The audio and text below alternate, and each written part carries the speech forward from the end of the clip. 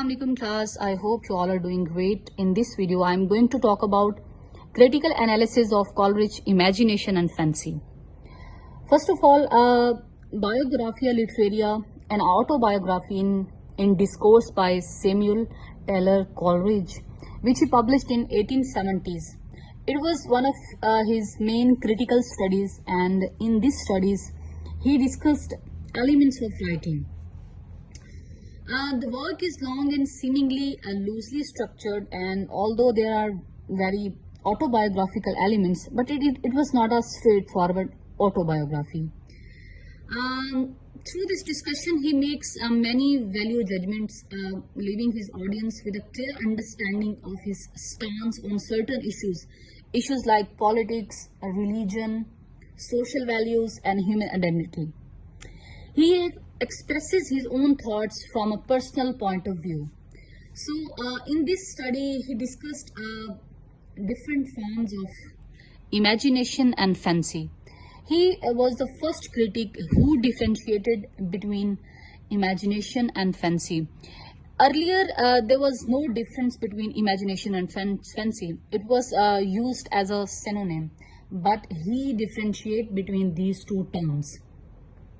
क्या डिफ्रेंशिएशन उसने इमेजिनेशन और फैंसी में दिया?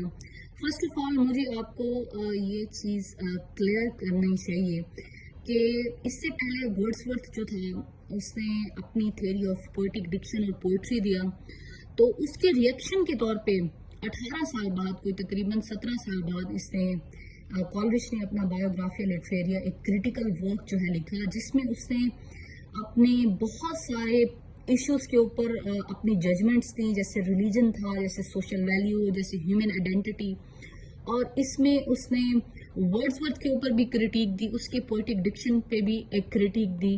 तो आप कह सकते हैं कि ये उसकी ही क्रिटिक की एक लॉन्ग लेंथ. आगे उसने वर्ड्सवर्थ के जो वर्क है उसको क्रिटिक करते हुए अपनी कुछ थेरीज दी इमेजिनेशन पे, क्योंकि वर्ड्सवर्थ उस टाइम इमेजिनेशन और फैंसी में कोई डिफ्रेंशिएशन नहीं ला रहा था, बल्कि वो इनको एज अ सिनोनिम यूज कर रहा था. उसके अकॉर्डिंग इमेजिनेशन जो है एक पावर है जो कि पोइट के लिए ज़रूरी है. पोइट इसी इमेजिनेटिव पावर के थ्रू जो है पोइट्री को क्रिएट करता है. तो basically he was more highlighting poetry then imagination. But here in Biographia Literaria, Coleridge, he was focusing more on imagination than poetry and the working of poetry. So उसने imagination को जो है एक scientifically हम कह सकते हैं observe किया और उसके ऊपर जो है अपनी critique दी.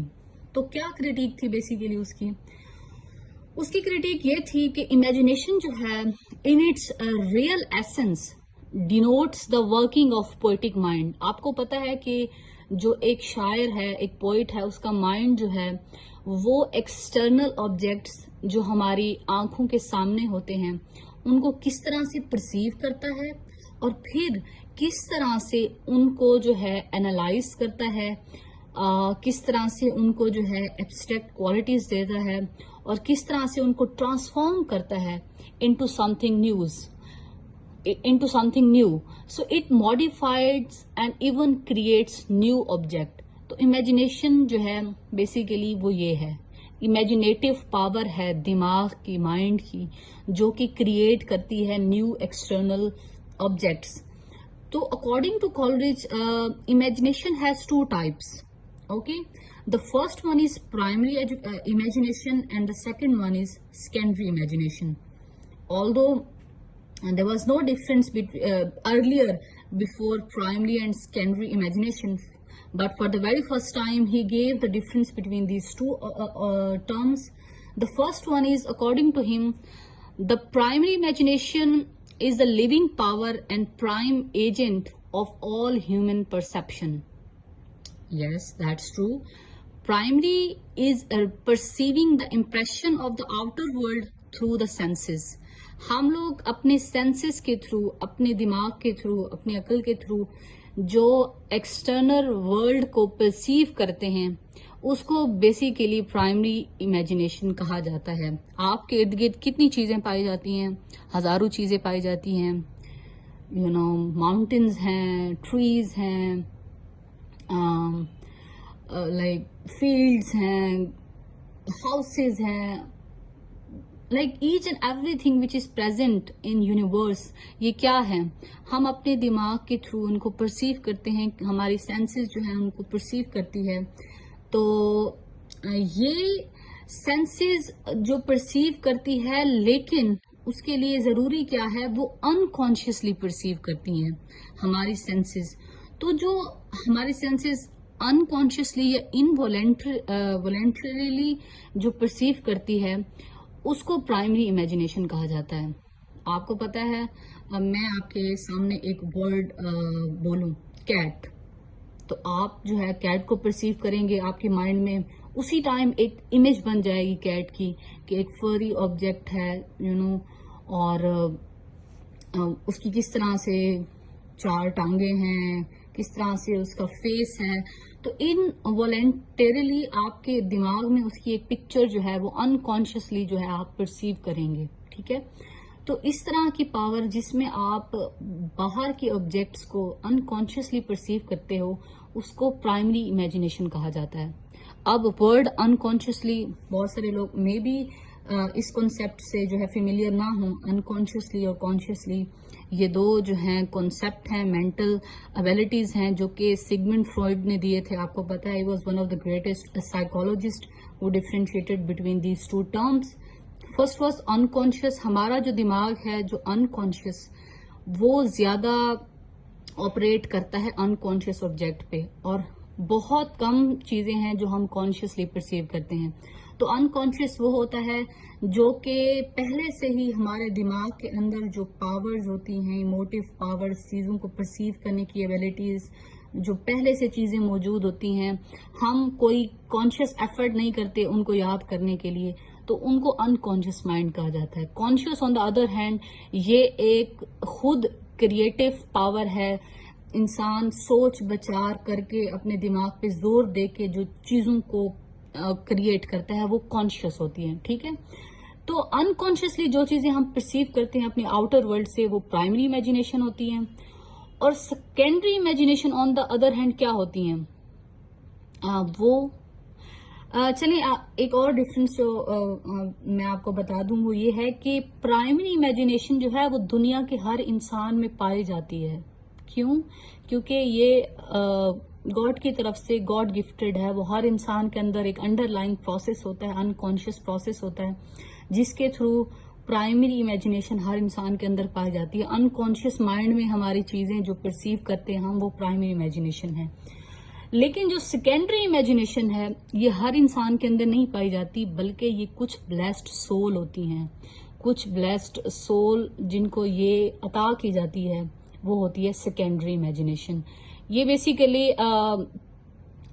انٹلیکچوئل لوگ جو ایموشنل سولز ہوتی ہیں یا جو بلیسڈ سول ہوتی ہیں وہ دی جاتی ہیں. اور اس سینیریو میں کالرج سیکنڈری امیجنیشن وہ پوئٹک مائنڈ کو جاتی ہے کہ وہ جو پوئٹس ہوتے ہیں ان کے اندر سیکنڈری امیجنیشن پائی جاتی ہے.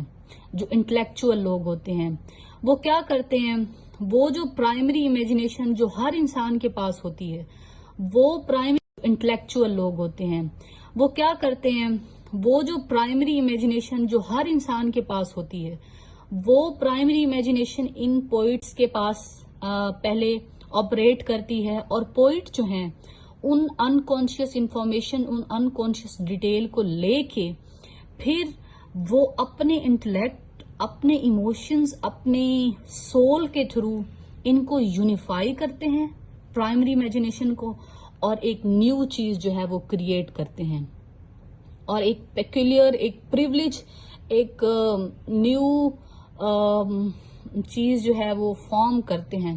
فار ایگزامپل ہم کہہ سکتے ہیں کہ وہ ڈفرینٹ آبجیکٹس کو لے کے جن کی ڈفرینٹ کوالٹیز ہوتی ہیں جو انکانشیس مائنڈ سے آتی ہیں ان کو یونیفائی کر کے ایک نیو ڈفرینٹ تھنگ جو ہے وہ کریٹ کرتے ہیں. اور اس میں اگر ہم کہیں کہ ایک ڈیوائن پاور شامل ہوتی ہے تو وہ غلط نہیں ہوگا of course, because to create something new there is a process. اس کو ہم ایک کیمیکل پروسیس کی کہہ سکتے ہیں کہ جس میں ڈفرینٹ چیزیں جو ہیں وہ کمبائن ہو کے ایک یونیفائڈ نیو ہول بنائیں, تو وہ کیا ہوتا ہے, سیکنڈری امیجنیشن ہوتا ہے. So on the other hand when it comes to fancy, تو Coleridge regard fancy to be inferior to imagination. According to him, a creative power. It is a creative power. It only combines different things into different shapes, not like imagination to fuse them into one. Yes, because fancy جو ہے یہ کیا ہے, basically یہ ایک creative power ہے جس میں ہم لوگ اپنے مائنڈ کے تھرو ڈفرینٹ آبجیکٹس کو کیا کرتے ہیں, اپنے آئیڈیا کے اندر لاتے ہیں اور ان کو جو ہے پروسیس کرتے ہیں اپنے مائنڈ میں. لیکن وہ جو ڈفرینٹ آبجیکٹس ہم لاتے ہیں وہ فیوز نہیں ہوتے ایک دوسرے میں, اور نہ ہی وہ کوئی ایک نیو ہول بناتے ہیں, بلکہ وہ اپنی جو ان کی اسپیسیفک کوالٹیز ہوتی ہیں وہ الگ ہی رہتی ہیں. تو ہم کہہ سکتے ہیں کہ جو فینسی ہے وہ ایک کریٹو پاور ہے جو ڈفرینٹ امیجز کو جو ہے, جو ڈس سملر امیجز ہوتی ہیں ان کو آپس میں ملاتی ہے, اور اس کے علاوہ جو ہے وہ کوئی نیو چیز کریٹ نہیں کرتی. تو بہت سارے لوگ جو ہیں پھر وہ مے بی اس چیز میں کنفیوز ہو جائیں کہ پھر فینسی اور امیجنیشن میں کیا ڈفرنس ہے, پھر فینسی اور پرائمری امیجنیشن میں بھی سیم ہے. ایسا نہیں ہے, کیونکہ جو پرائمری امیجنیشن ہے وہ بیسیکلی انکانشیس مائنڈ کے اندر جو ایک آل ہیومنس کے اندر جو ایک کیپیبلٹی پائی جاتی ہے وہ اس طرح سے آپریٹ کرتی ہے. آن دا ادر ہینڈ جو فینسی ہے یہ بیسیکلی یہ ایک میکینیکل پروسیس ہے جس میں ڈفرینٹ چیزیں وہ آپس میں قریب تو آتی ہیں لیکن وہ اپنی پیکیولر جو ان کی کریکٹرسٹکس ہوتی ہیں وہ ان کو کیا کرتی ہیں, وہ ان کو ختم نہیں ہونے دیتی. وہ یہ ایک کانشیس پروسیس ہوتا ہے جو فینسی ہوتا ہے. On the other hand primary imagination ایک انکانشیس پروسیس ہوتا ہے. تو دونوں کے اندر ڈفرینس ہے نا. کانشیسلی ہم جو ایفرٹ کرتے ہیں, اپنے دماغ پہ جو زور دیتے ہیں, جو جسٹ اپوز کرتے ہیں, چیزوں کو, امیجز کو قریب لاتے ہیں, تو وہ کیا ہے, فینسی ہے. On the other hand unconsciously جو چیزیں ہمارے مائنڈ پرسیو کرتا ہے اور پھر ہم ایک کریٹو پاور کے تھرو ان کو فیوز کرتے ہیں, وہ ہے primary and secondary imagination. So that was the difference between primary and secondary imagination. So we can say that Coleridge delivers Biographia Literaria without a second thought of whether there will be any disagreement from his audience, because he does not cater to one audience, he just expresses his thoughts. So Coleridge owned his interest in the study of theory of imagination. So he was the first critic to study the nature of imagination and examine its role in creative activity, while most of the critics use fancy and imagination almost as synonyms. So Coleridge is the first critic to distinguish between them and define their respective roles. He distinguished between primary and secondary imaginations. His treatment of subject is characterized by greater depth, penetration and philosophical subtlety. So it is his unique contribution in the literary theory. Thank you.